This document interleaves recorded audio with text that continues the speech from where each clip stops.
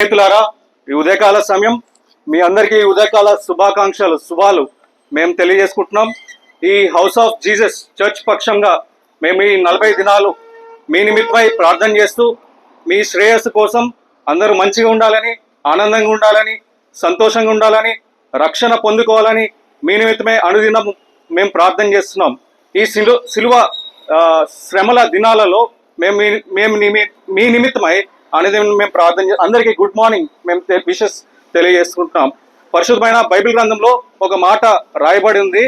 మనము ఆయనను ప్రేమించమని కాదు, ఆయనే మనలను ప్రేమించి మన పాపములకు ప్రాయశ్చిత్తమై ఉండుటకు తన కుమారుని పంపెను అని పరిశుద్ధమైన బైబిల్ గ్రంథంలో రాయబడి ఉంది. స్నేహితులారా, ఇది 1 యోహాను 4వ అధ్యాయం 10వ వచనంలో బైబిల్ గ్రంథంలో కనిపిస్తుంది.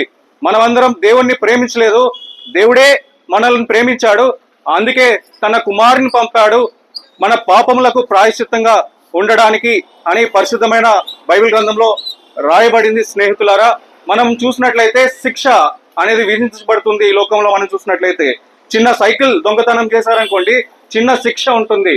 ఒక కార్ దొంగతనం చేశారనుకోండి, దానికంటే కొంచెం పెద్ద శిక్ష ఉంటుంది.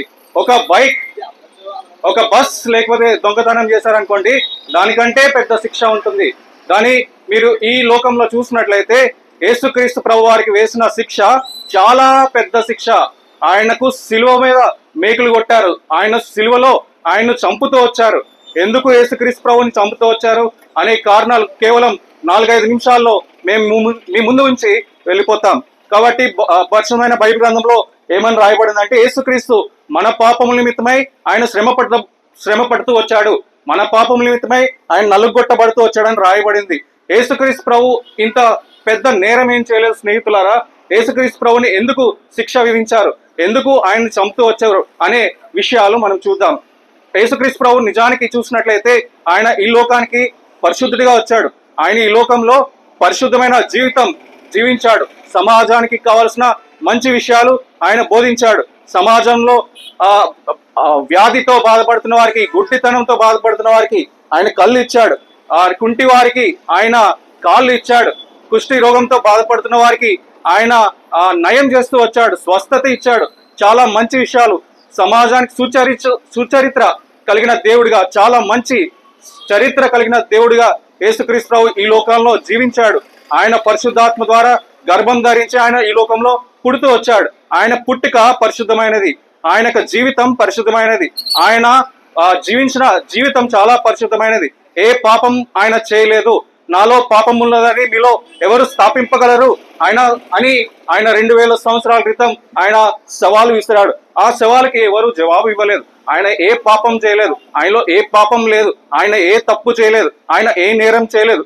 కానీ ఆయనకు శిక్ష విధించారు. ఈ లోకంలో రోమా సామ్రాజ్యంలో ఆయన్ను శిక్షించారు. ఎందుకు శిక్షించారు అంటే దానికి జవాబు ఏమిటంటే, బైబిల్ గ్రంథంలో ఒక వాక్యం రాయబడింది. ఇదిగో లోక పాపమును మోసుకొని పోవు దేవుని గొర్రె పిల్ల అని రాయబడింది. ఈ లోకంలో ఉన్న 8 బిలియన్ల జనాభా యొక్క పాపపు మూట మొత్తం యేసుక్రీస్తు మీద పడింది, ఆయన మీద పడింది. నీ పాపం భారం ఆయన మీద పడింది, నా పాప భారం ఆయన మీద వేసుకున్నాడు. నీకు బదులుగా, నాకు బదులుగా ఆయన చనిపోతూ వచ్చాడు. బైబిల్ గ్రంథంలో రాయబడిన మాట ఏంటంటే, ఏలైనగా పాపం వల్ల వచ్చు జీతం మరణం, అయితే దేవుని కృపావరం మన ప్రభు అయిన యేసుక్రీస్తు నందు నిత్య జీవమని బైబిల్ గ్రంథం సెలవిస్తుంది. పాపం వలన వచ్చు జీతం మరణం. ప్రతి వ్యక్తి స్వకీయ దురాశల చేత ఈడవబడి మరలు కొలుపబడిన వాడే శోధింపబడను అని రాయబడింది. పాపం వల్ల వచ్చే పర్యవసానం ఏంటి? చింత. పాపం చేయడం వల్ల వచ్చే పర్యవసానం ఏంటి? అశాంతి. పాపం చేయడం వల్ల వచ్చే పర్యవసానం పరిణామం ఏంటంటే నెమ్మది లేని పరిస్థితి. ఇది మనుషులు నెమ్మది లేకుండా, శాంతి లేకుండా, సమాధానం లేకుండా, చింతతో, వేదనతో, బాధతో తమ దినాలు వెళ్ళవస్తున్నారు. ఎందుకు? కారణం ఏంటంటే పాపం. ఈ పాపం మూట, ఈ పాపం వల్ల వచ్చే పర్యవసానం మొత్తం యేసుక్రీస్తు ప్రభు మనకు బదులుగా ఆయన తన సిలువలో ఆయన అది భరిస్తూ వచ్చాడు. యేసుక్రీస్తు ప్రభు మనకు బదులుగా ఆయన ప్రాయశ్చిత్తమయ్యాడు. ఈ పాపం వల్ల వచ్చే జీతమైన మరణం, ఉగ్రత మన మీద పడకుండా యేసుక్రీస్తు మీద పడింది. స్నేహితులారా, ఆయన చేతుల్లో మేకులు కొట్టబడ్డాయి నీ పాపం వల్ల, నా పాపం వల్ల. ఆయన పాదాల్లో మేకులు కొట్టబడ్డాయి నీ పాపం వల్ల, నా పాపం వల్ల. ఆయన పక్కలో బల్లెపోటు ఆయన యేసుక్రీస్తు ప్రభు దేహంలో ఉన్న రక్తం నీ నిమిత్తమై నా నిమిత్తమై ఆయన సిలువలో కారుస్తూ వచ్చాడు. ఆయన మన నిమిత్తమై మరణించి చనిపోయి మృత్యువుని గెలిచి ఆయన తిరుగులేస్తూ వచ్చాడు. ఎందుకు? అది నీ పాపం నిమిత్తమై నా పాపం నిమిత్తమై వచ్చిన మరణాన్ని, ఉగ్రతని ఆయన తన మీద వేసుకుని తన శరీరంలో ఉన్న రక్తం మొత్తం నీ నిమిత్తమై నా నిమిత్తమై అని కారుస్తూ వచ్చాడు. అయితే మేమేం చేయాలి? ఉదయకాల సమయం ఆయన చనిపోతే మాకేంటి అని అనుకుంటే బైబిల్ గ్రంథం సెలవిస్తుంది, మన పాపములను మనం ఒప్పుకునేట్లా ఆయన నమ్మదగిన వాడు, నీతిమంతుడు గనుక మన పాపములను క్షమించి సమస్త దుర్నీతి నుండి ఆయన కడిగి పవిత్రపరుస్తాడు. యేసుక్రీస్తు ప్రభు రక్తం ప్రతి పాపం నుండి కడిగి పవిత్రపరుస్తుందని దేవుని వాక్యం సెలవిస్తుంది. యేసుక్రీస్తు ప్రభు నా పాపం నిమిత్తమై ఆయన ప్రాయశ్చిత్తం చెల్లించాడు. నా పాపం నిమిత్తమై ఆయన చనిపోతూ వచ్చాడు. నా పాపం నిమిత్తమై ఆయన రక్తం కారుస్తూ వచ్చాడు. ఆయన నన్ను పాపం నుంచి విముక్తి చేశాడు. పాప ప్రక్షాళన నాకు దయచేస్తాడు. ఈ పాపం నుంచి వచ్చి పర్యావసాయమైన మరణం, నరకం నుంచి నన్ను తప్పిస్తాడు. ప్రభా నేను పాపం చేసా, నన్ను క్షమించు. ప్రభా నేను తప్పు చేసా, నన్ను క్షమించు. ప్రభా నేను చాలా దారుణమైన స్థితిలో ఉన్నా, నన్ను క్షమించు. అనేక పాపాలు నేను చేస్తూ వచ్చా అని పశ్చాత్తాప హృదయంతో ఆయన దగ్గర వేడుకుంటే, ఆయన దగ్గర నీ పాపం ఒప్పుకుంటే జీవితంలో శాంతి, జీవితంలో నెమ్మది, జీవితంలో సమాధానం. ఈ జీవితం మాత్రమే కాదు సహోదరులారా, ఈ జీవితంలో మాత్రమే కాదు, చనిపోయిన తర్వాత యుగ యుగాలు పరలోకంలో మనం ఉండే పరిస్థితి యేసుక్రీస్తు ప్రభు అనుగ్రహిస్తాడు. దేవుని వాక్యం సత్యం. దేవుని యేసు చెప్పారు, నేనే మార్గమును, నేనే సత్యమును, నేనే జీవం. ఇది నాన్న డబ్బు ఉన్నా సరే, ఆస్తి ఉన్నా సరే, ఐశ్వర్యం ఉన్నా సరే సమాధానం లేదు. డబ్బు ఉన్నా సరే, ఆస్తి ఉన్నా సరే, ఐశ్వర్యం ఉన్నా సరే నెమ్మది లేదు, సంతోషం లేదు, సమాధానం లేదు. కారణం ఎందుకంటే వెలితి మానవ హృదయంలో ఉంది.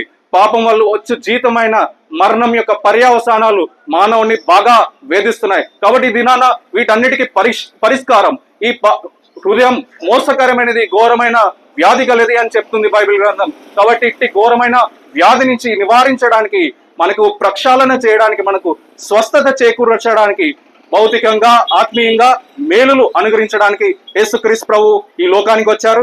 చేయవలసింది ఏం లేదు, అంత సూక్ష్మంలో మోక్షం.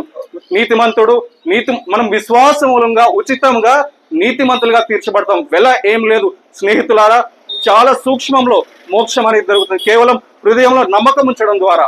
ఆయన నీ నిమిత్తమై చనిపోయాడని, ఆయన నీ నిమిత్తమై ప్రాయశ్చిత్తమయ్యాడని, ఆయన నీ నిమిత్తమై చనిపోయి పాతి పెట్టబడి తిరిగి లేచాడని విశ్వసిస్తే చాలు, నిత్య జీవం అనేది దొరుకుతుంది, నిత్య రక్షణ అనేది దొరుకుతుంది, శాంతి దొరుకుతుంది, సమాధానం దొరుకుతుంది. ఆయన హృదయంలో నివసిస్తాడు. జీవితంలో ఎలా జీవించాలి ఆయన గైడ్ చేస్తాడు. స్నేహితులారా, బైబిల్ గ్రంథంలో రాయబడింది ఏంటంటే, రోమిలకు రాసిన పత్రిక 10వ అధ్యాయం 9వ వచనంలో, నీ యేసు ప్రభువని నీ నోటితో ఒప్పుకొని దేవుడు ఆయనను మృతులలో నుండి లేపెనని నీ హృదయమందు విశ్వసిస్తే నీవు రక్షింపబడతావు. నువ్వు పాప వ్యాధి నుంచి, బంధకాల నుంచి, వ్యసనాల నుంచి తప్పించబడతావు అని బైబిల్ గ్రంథంలో రాయబడింది. ఆ విధంగా మీరు మాతో సహకరిస్తారని, మీ హృదయంలో యేసుక్రీస్తు ప్రభుని దేవుడిగా స్వీకరిస్తారని ఆశిస్తూ ఈ మాటలు ముగిస్తున్నాం. దేవుడు మీ ప్రభు అయిన యేసుక్రీస్తు నందు విశ్వాసం ఉంచండి. అప్పుడు మీరును మీ ఇంటి వారు ఆత్మరక్షణ పొందుదురు. మేము మీతో ప్రార్థిస్తాం, మాతో ప్రార్థనలు సహకరించండి. దేవుని నామానికి మహిమ కలుగుగాక. ప్రభునందు